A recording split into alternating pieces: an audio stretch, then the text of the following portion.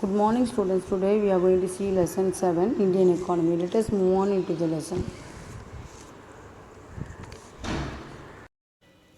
Lesson 7 Indian economy. First, we will see about write the meaning of economic growth. A country's economic growth is usually measured by national income, that is indicated by the gross domestic product. The GDP is the total monetary value of the goods and services produced by that country over a specific period of time, usually 1 year. That is employed by the employment opportunities. The people get job and they will get their income, and the income they will pay their tax, and the tax will be valued in the per capita income, isn't it? The national per capita income, which is calculated in the gross domestic product. With the gross domestic product, the total monetary value of the goods and services produced by that country over a specific period of time, usually 1 year, is calculated. State any two features of developed country economy. Any two features of developed economy is that there will be high national income and high per capita income. When the citizens are paying perfect tax, what's happening? The national income will increase and the per capita income also will increase. So at that stage, what will happen? It is a developed economy. Developed economy. Next, we will see about the natural resources. Write a short note on natural resources. Any stock or reserve that can be drawn from nature is called as natural resources. Is in land, labor, land, forest, water, mineral, and energy. All these are got from natural resources. Point out any one feature of Indian economy. Indian economy is a typical example of mixed economy. Mixed economy means both public and private sector together. That is, private means private organization and public organization together. For example, public hospital and government, which is taken over by the public, is called, the government is called as public sectors, which is taken over by the private is called as private sectors. Private hospitals, private institutions, public hospitals and public institutions, that is the educational institutions, coexist and function smoothly. This is called as Indian economy feature. Is in mixed economy. Give the meaning of non-renewable energy. That is, as the name suggests, the sources of energy which cannot be renewed or reused are called as non-renewable energy sources. For example, plastic, isn't it? Give a short note on Sen's choice of technique. Sen's choice of technique is that was a research work. It is a research work where he argued that a labor surplus economy means which is the profit for the labor generation of employment cannot be increased at the initial stage by adaptation of a capital intensive technique. So the labor surplus profit cannot increase immediately at the initial stage of adaptation of the capital intensive technique, but it takes a long time when they start doing the work. List out the reasons for the low per capita income as given by VKRB Rao. Low per capita income means when the income of the country is very low. Uneconomic holdings with subdivisions and fragmentations. This means about the agriculture. Low levels of water availability for crops. And now we will move on to part C. Define economic development. What are the economic development taken in our country? The level of economic development is indicated not just by GDP, but by an increase in citizens' quality of life or well-being, isn't it? When he is getting a job, he will live a standard of living will be increasing. Like luxury will be there, comforts will be there. He will have a bike, he will have all the appliances, electrical appliances at home.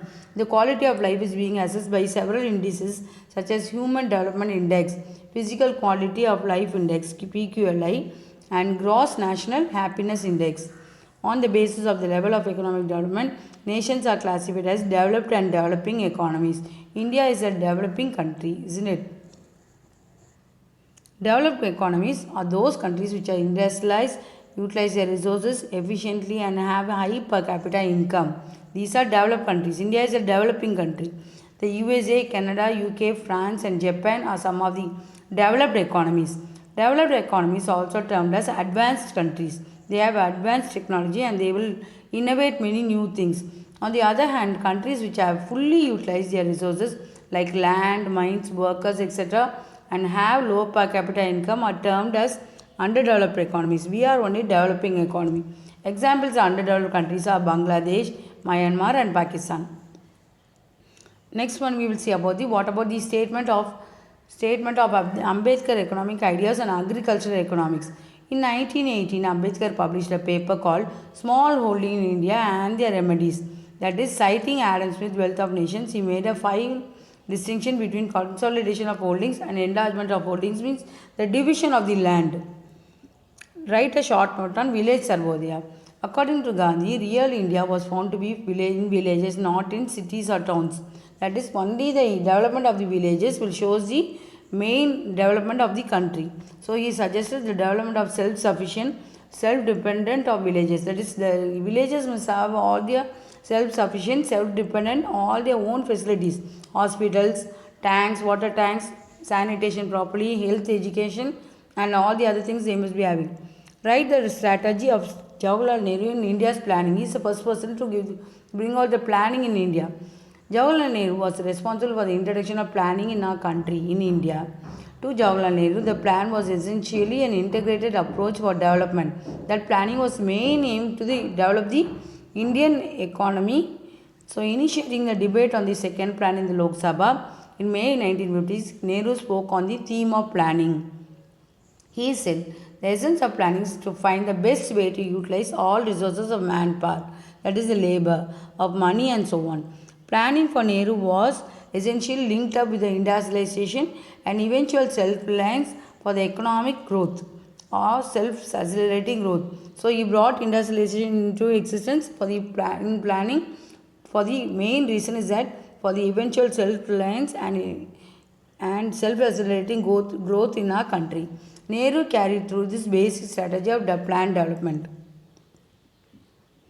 Next, we will see about the V.K.R. Rao's contribution on multiplier concept. This is Rao's examination of the interrelationship between the investment, income, and multiplier. Multiplier means they are calculating the investment and income in an underdeveloped economy. Was his major contribution to macroeconomic theory. As a thinker, teacher, economic advisor, and direct policymaker, V.K.R.B. Rao followed the footsteps of his great teacher, John Maynard Keynes. Next, write a short note on welfare economics given by Amartya Sen. So many people are working for the economic development, Indian economic development. First, he is telling about the poverty and famines. That is, poverty means low level of living, isn't it? The standard of living is very low. They don't have food, no proper clothing, no shelter. In his book, several famines have been studied in the working of a general theoretical framework from an original angle. And he is telling about the poverty and inequality in our country. Sen has carried out massive work on poverty and inequality in India. Sen's major point has been that the distribution of income consumption among the persons below the poverty line is due to be taken into account. So, what he is telling about the poverty. Those are not getting the proper consumption, that is food, clothing, and shelter. He is telling about the concept of capability. The concept of capability means developed by Sen has been cited as a better index of well-being than commodities or utilities usefulness. Entitlement. Sen has included the concept of entitlement like items like nutrition, food, medical and healthcare, employment, security and food supply in times of famine. So he is doing all this enlightenment for the economy, Indian economy. Choice of technique, that is his choice of technique, as I told you, is telling about the labor surplus. It won't be developing, increasing immediately after the capital intensive technique. It takes a long time, isn't it? Next, we will see about the explain the social infrastructure of a country. Social infrastructure refers to those structures which are improving the quality of manpower and contribute indirectly towards growth of an economy. Manpower means what? The labor. These structures are outside the system of production and distribution. The development of these social structures help in increasing the efficiency and productivity of manpower. For example, building schools, colleges, hospitals, and other civic amenities for the purpose of the society. It is a fact that one of the reasons for the low productivity of Indian workers is a lack of development of social infrastructure. So, with this, we will stop in this class and we will continue in the next class. Thank you, students. God bless you all.